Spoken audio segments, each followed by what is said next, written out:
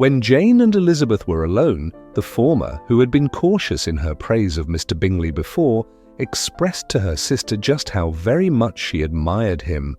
"He is just what a young man ought to be," said she.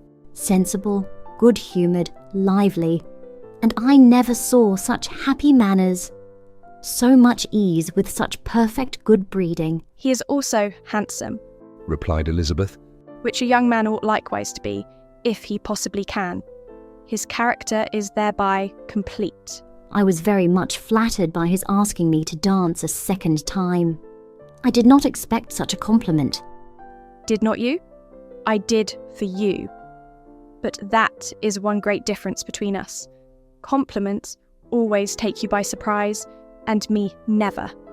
What could be more natural than his asking you again? He could not help seeing that you were about 5 times as pretty as every other woman in the room.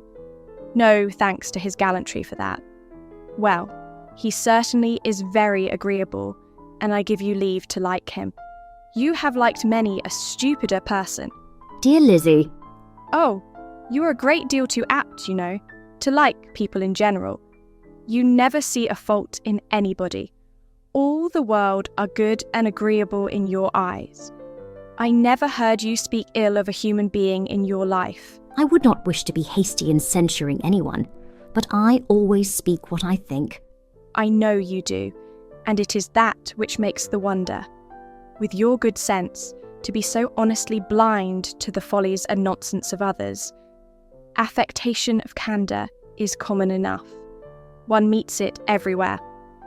But to be candid without ostentation or design, to take the good of everybody's character and make it still better and say nothing of the bad, belongs to you alone.